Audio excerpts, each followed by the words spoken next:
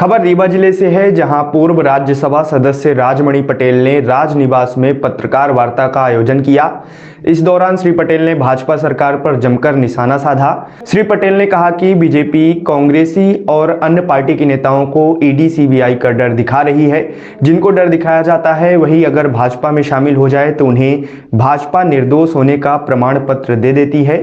श्री पटेल ने कहा कि हमारे प्रजातांत्रिक और संवैधानिक प्रावधानों को खत्म किया जा रहा है। देश के संसाधनों को पूंजीपतियों को सौंपकर आम जनता को गुलामी करने के लिए मजबूर किया जा रहा है। श्री पटेल ने कहा कि मोदी सरकार ने जो सब्ज बाग दिखाए थे और जो गारंटी दी थी सभी झूठी निकली हैं। आइए आपको ले चलते हैं राजनिवास, जहां पूर्व राज्यसभा सांसद राजमणि पटेल पत्रकारों से चर्चा कर रहे हैं।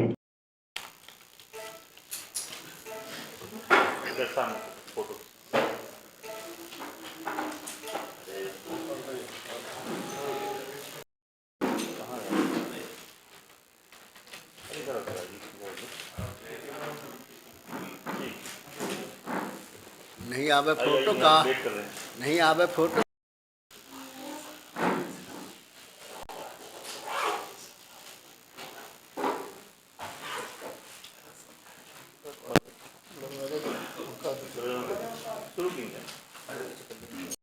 ये एक ऐसा संसाधन है जो गरीब की आवाज़ को, किसान की आवाज़ को मंजिल तक पहुंचाने के लिए, उनको हौसला बढ़ाने के लिए आप अपने दायित्व का निर्वाह करेंगे तो निश्चित रूप से जो संवैधानिक राष्ट्रीय प्रावधान है उन प्रावधानों का लाभ इस देश के जनतंत्र को मिलेगा।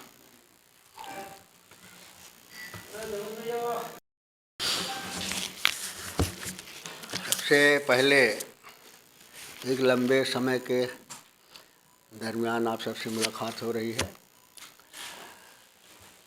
और नए वर्ष की आप सबको बहुत बहुत शुभकामनाएं। और आज खुदा के आवश्यक था कि जिन कठिनाइयों से आज हमारे देश के किसान जूझ रहे हैं, नौजवान जूझ रहे हैं, बेरोजगार जूझ रहे हैं और हमारे यहाँ के किसान, दलित, आदिवासी सब की इस तरह की समस्याएं हो गई हैं कि ऐसा लगता है कि सामने अंधकार सा दिखता है। क्योंकि मोदी सरकार ने अपने कार्यकाल में बहुत अच्छे अच्छे सब्ज बाग दिखाए थे, नारे दिए थे, स्लोगन दिए थे और बहुत बढ़ चढ़ करके गारंटी दी थी और ऐसा लगता था कि हिंदुस्तान के किसी भी वर्ग के लोगों के लिए कोई कठिनाइयाँ नहीं रह जाएंगी, सारा राम राज्य आ जाएगा, किसी तरह कोई दुख तकलीफ नहीं होगी।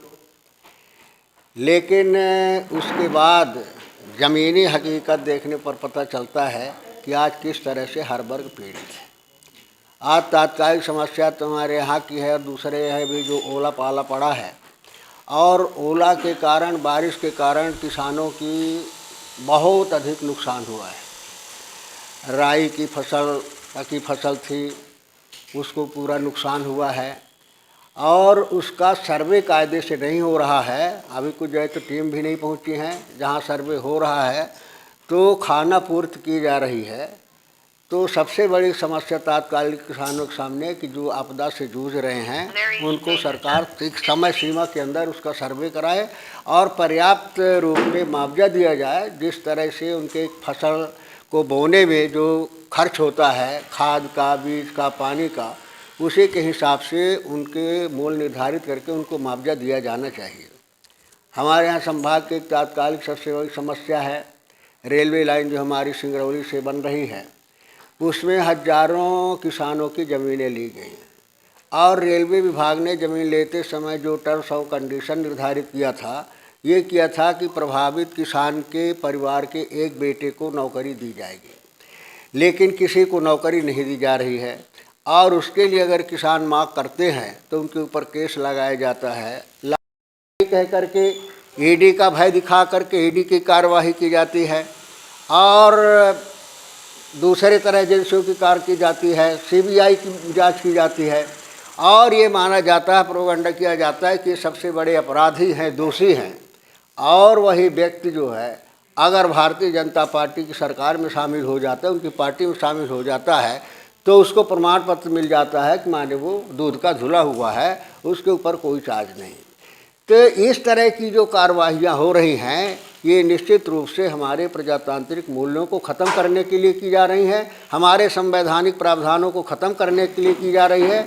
और बड़े सुनियोजित तरीके से ये प्लान हो रहा है कि किस तरह से इस देश के सारी संपदा पर, इस देश के संसाधनों पर किस तरह से पूंजीपतियों का कब्जा हो जाए और इस देश की बागडोर इस देश का पूंजीपति चलाए और इस देश के मेहनत करने वाले 90% लोग मेहनत करें, गुलामी करें और अधीनता की ज़िंदगी जिएं, जिस तरह से पहले होता था अंग्रेज़ों के समय में।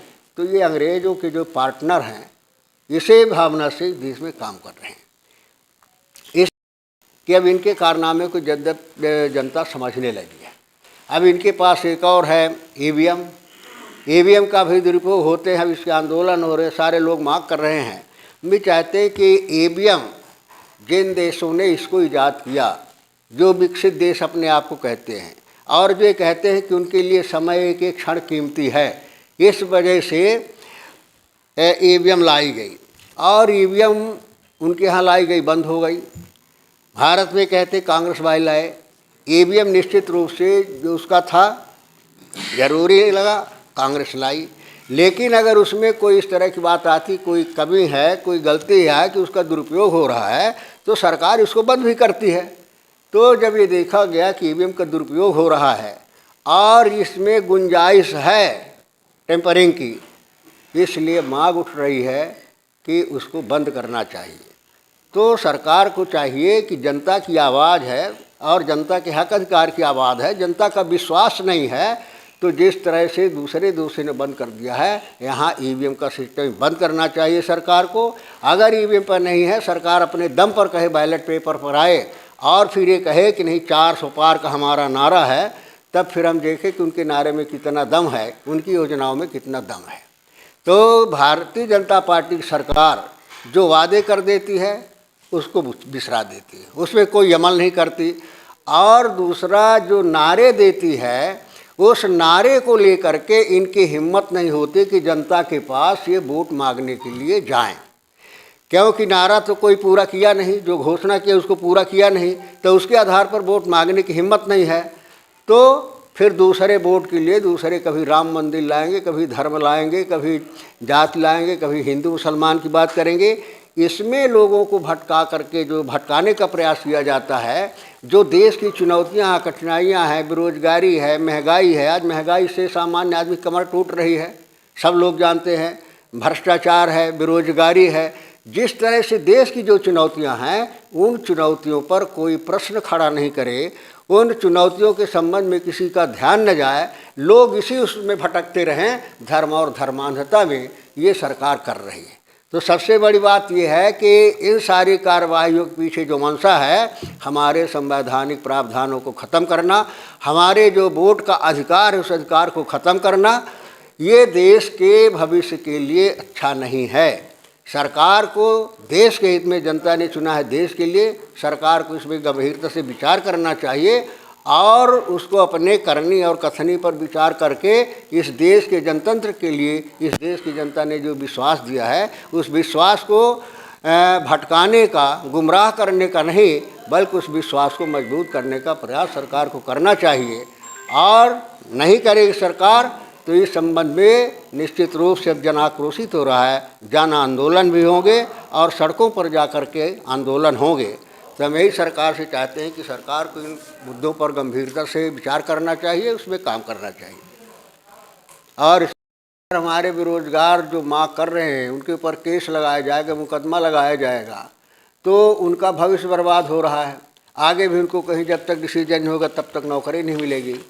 तो सरकार को चाहिए कि जो टर्म कंडीशन थी उसके आधार पर उन बेरोजगारों को नौकरी दी जाए, पर्याप्त उसका मुआवजा दिया जाए, जो उनके ऊपर केस मुकदमे लगाए गए हैं उनको वापस लिया जाना चाहिए ताकि उनका भविष्य बर्बाद नहीं हो। तो इस तरह की जो समस्याएं हैं उनका तत्काल निराकरण सरकार को करना चाहिए।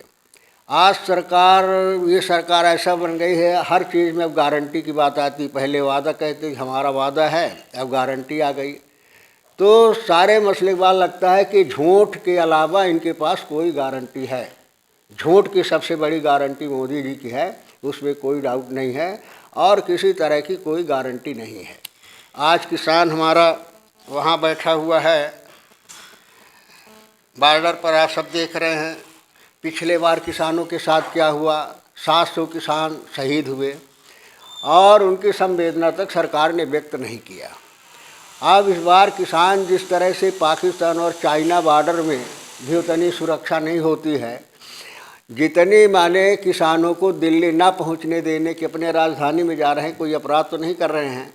राजधानी में रामलीला मैदान में जा कर के सभी लोग धरना करते हैं, प्रदर्शन करते हैं, अपनी बात कहते हैं, वहाँ किसानों को नहीं दिया जा रहा, जाने दिया जा रहा है। और बड़ी बड़ी कीलें लगाई गई हैं, परमानेंट दीवारें खड़ी कर दी गई हैं। माने आतंकवादियों के जिस तरह से व्यवस्था नहीं होती, उससे भी कड़ी व्यवस्था किसानों को आने के लिए की गई है। और यहाँ तक तो आज सरकार को वापस लेना पड़ा। उन्होंने बता दिया कि मानिए किसान जो है आतंकवादी हैं, उनके ऊपर रासुका लगा दी गई। इससे बड़ा दुर्भाग्य क्या हो सकता है कि शांतिपूर्ण तरीके से जो किसान सरकार के वादे के आधार पर अपने मांग कर रहा है, अपने हक अधिकार की मांग कर रहा है, उसके साथ में इस तरह का सलूक किया जा रहा है। और ये कहते कि किसान है ही नहीं, आतंकवादी। वो अन्नदाता जो धरती का सीना चीर करके अन्न पैदा करता है, दुनिया का पेट भरता है, अगर आज वो अन्नदाता आतंकवादी हो जाएगा और उसके ऊपर रासुका जैसी कार्रवाई होगी, तो फिर प्रजातंत्र कहाँ रह गया, हमारा संविधान कहाँ रह गया, हमारी प्रजातांत्रिक व्यवस्था कहाँ रह गई। जिस संविधान ने, जिस व्यवस्था ने हमें अपनी बात कहने का अधिकार दिया है, विपक्ष का एक दायित्व होता है, लोगों का दायित्व होता है, पर्सनल दायित्व होता है कि वो अपने हक, अपने अधिकार की बात कर सकता है, सरकार से मांग कर सकता है, धरना प्रदर्शन कर सकता है। ये हमारा संवैधानिक अधिकार है, प्रजातांत्रिक अधिकार है, आज जिससे वंचित किया जा रहा है।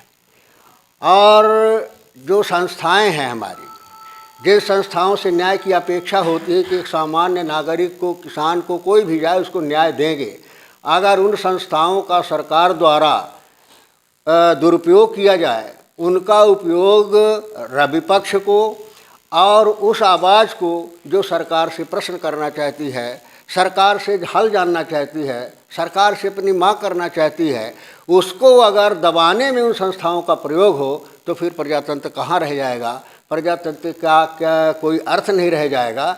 इस तरह की सरकार कर रही है।